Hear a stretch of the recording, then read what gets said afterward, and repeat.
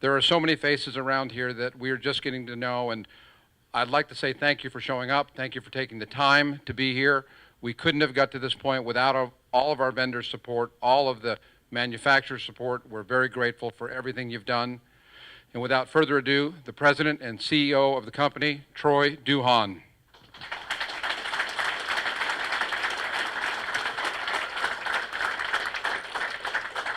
You know, I have done this many times, and so I've learned that it's really not about me, it's about them. But I got to be honest, out of the 20-something times I've done this, I've never had this much support. Wow, brother, I am impressed. I mean, I got to tell you. I did this yesterday in Buena Park with the new Chevrolet store, and it was probably half of what's here now. So my hat's off to West Covina. Y'all know how to bring it. I'm impressed. All right, so let me tell you a little bit, and I promise I won't be long. I am from New Orleans, Louisiana. I am a true Cajun. And people say, how in the world did you end up in California? I said, well, let me tell you how I ended up in California. Everybody remember Hurricane Katrina? I was the poster child. I had 5 dealerships at the time. I was 39 years old, and everything I had went underwater. And I remember evacuating to my parents' house, and I remember seeing the first scenes of the dealership when the levees broke, and I started crying like a baby. I mean, flat out crying, like fear gripped me, because everything I'd ever worked for, and my wife will tell you that I'm a high D personality. I'm really focused. And I'm crying, and my daddy, who was alive at the time, he, like any father would do with a child, when you see your child hurting, you're going to go and make him feel okay. So my daddy grabs me and he picks me up, and he had those eyes of security, which when you're feeling pain or fear, you want to see. And he looks at me and he says, son, that brick and mortar comes and goes, and those manufacturers you represent, they come and go.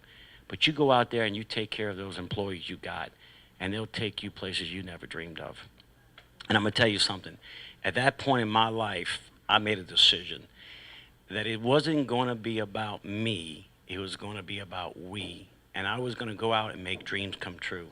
And that's why you see me sit on the side, because this is about Larry. This is about Vincent.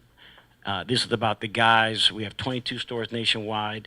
And I've learned that the more of them and the less of me, and the more I do for the employees and the more I do for the community, the more the good Lord's going to bless me.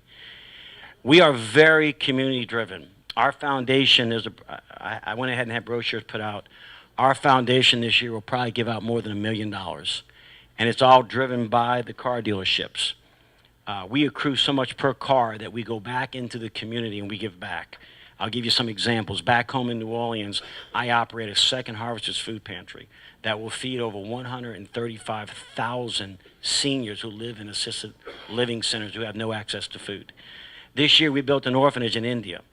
And the orphan problem in India is humongous. There's over 25 million orphans in India. So we just did a little bit. We took 50 orphans off the street, and we put them in a permanent home forever.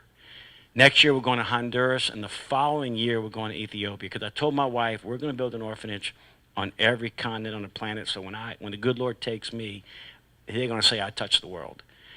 Locally, we're going to be working with LA Dream Center. What Pastor Matthew Barnett does is amazing. The things they do for people that are hurting. Up in San Francisco, we work with Francis Chan, who actually was here in LA for a long time. So we do things, we feed the homeless. We give food to the hungry. We give clothes to the poor. And my dream, and my wife would always say, well, how many dealerships do we need to have? I said, baby, I don't know. But if I can keep making dreams come true, that's what I'm going to do. Because, she teases me all the time. I said, why don't we just go buy a new plane? She goes, well, if you're going to buy a plane, then we're going to build 5 more orphanages. So needless to say, I fly Southwest, okay? But I want to leave a legacy that's not about, my dad always said, son, no one's going to remember how many cars you sold in your career, but the good Lord's watching every time you feed his people. And that's what we do. So you're going to see Larry do a lot. And you're going to see Larry give back. And you're going to see our employees give back. And you're going to see us at outreaches. And you're going to see us doing things that are just special to hurting people, to help them. Because at the end of the day, it's not about the money you make. It's about the purpose that you have for the money you make. And I've learned that the hard way because Katrina taught me a very valuable lesson. Because at that point in my life, it was about me. And I was running a treadmill, trying to accomplish more and more. And I realized, wow, I need to go out and become a dream maker. And my father, although he's not here today, I know he's looking down and he would be proud.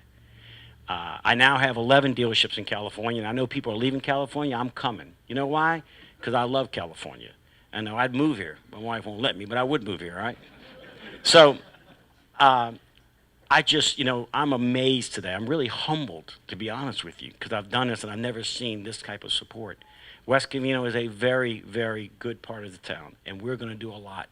And we're going to sell a lot of cars. And Mayor, what I understand is in the state of California that 1% of the sales tax revenue that we generate stays in the county. Well, based on what Larry says he's going to sell, we're going to probably do $50 million in sales. So I think the number is closer to 500,000. Okay, so hopefully those special projects that everybody in the audience wants to get funded will help from Larry, right?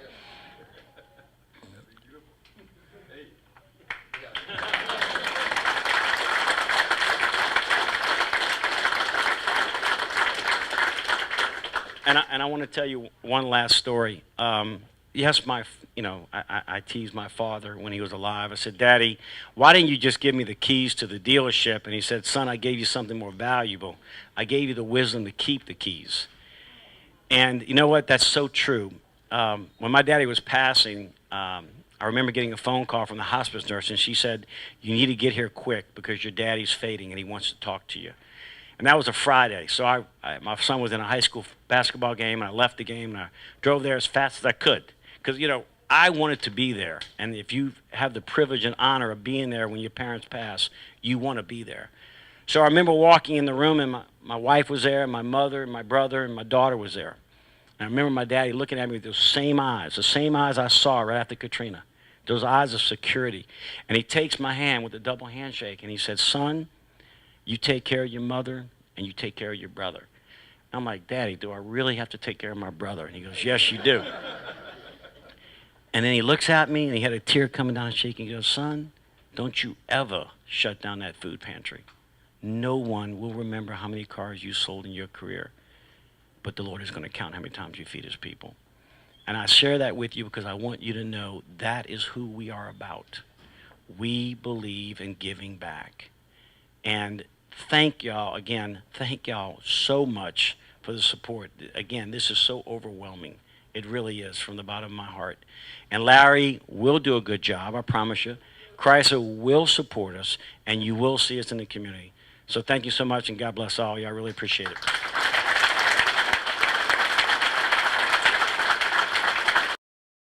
Well, first of all, Chrysler, in my opinion, is on fire. Jeep is on fire. Truck was Truck of the Year two years in a row. And you're starting to see some of that cutting-edge design, which made Chrysler famous in the 70s. Go back to the Challengers and the Chargers. And the millennials, the young kids, they're loving the Wranglers. They're loving the Grand Cherokee. So for me, it was Chrysler first. Second, when you do your research on West Covina, it's amazing. The people are very loyal. They're grassroots. They're the working class. And believe it or not, it's growing by leaps and bounds. So when you take a factory that's on a roll and you take a community that supports it, it was an easy decision. You take a community that supports it. I'll go on record as saying that the dealership that preceded you years ago perhaps did not give back. Perhaps was just here to lead. That's what I was told. What do you intend to do? How do you intend to do? Our foundation, we accrue $25 for every car sold. And then we allow the partner, in this case Larry West, and the employee to determine what community outreach do they want to partner in. Where is the biggest need? And some of the other organizations we work with is Second Harvesters, Wounded Warriors, Children's Hospital, New Orleans Mission, Francis Chan in the Tenderloin area, a lot of organizations. Locally, we're going to work with the LA Dream Center, and there's some other organizations right here that need help. So we go into the community, try to find out what the need is, and then as a company, we don't just write a check, we go and support. So I give my employees an extra day off of vacation on that, what we call Giving Hope Outreach Day. So they don't just, they go because they want to go, they're also getting paid to go, but the cool thing is we do it as an organization, as a group. What would you say to a viewer that says, time out, you're telling me you're a car dealer and you're going to help the community out. Why should I buy into it? You know, because that's what I knew growing up. When my dad was in the business, I remember as a child going to the Rotary Club and going to the Little League baseball games and going to the mall and have a car out there and give back. I remember going under the bridge and feed kids and homeless people. I remember that. And going through Katrina like I did, it made me realize that that's where we got to get back to. That it isn't all about profit. If there's no purpose for the profit, then what happens is people just work for a paycheck. I want to give people a reason to show up to work that's more than just a paycheck. They believe in what we're doing. Yes, you have to sell cars. But let's give some of the money back to the community to where it's mostly needed. And then the community embraces us. My employees get very loyal to the community. And all of a sudden there's a good public partnership that lasts over time. Because at the end of the day, I'll be dead long gone. It'll still be a dealership. And my prayer is that the next generation guy continues it going. Continues it, and a legacy of tradition is established. I was going to say, I kind of asked my last and final question. Short-term goals, long-term goals for this community? You know, short-term goal is to create the brand as a community brand that people understand. We have Dodge trucks, so you got to do some marketing. Second thing is to determine from an outreach perspective, where is the immediate need? Where can we as an organization give something back? And we're going to do it, you know, and don't get me wrong, we're not going to do things that are so obvious. I tell my guys, don't be afraid to get your fingernails dirty. I mean, it's easy to go do something at Children's Hospital. But what about the homeless community? What about the people that are on addictions? You know, what about the girls that are in LA Dream Center because they're avoiding, you know, situations that they don't want to be in? Let's look at things where the biggest need is, and let's support that need. And at the end of the day, the community will support us. Just one last question. We probably want you just to talk freely, Troy, to just, you know, your potential customers and why they should come to Premier Chrysler. Okay. What makes Premier different is the fact that we're privately held, which means you can get somebody on the phone. You can find Larry West. You don't have to wait for someone to go through 3 different channels to get a decision. We empower our people to make decisions on the spot. We're family.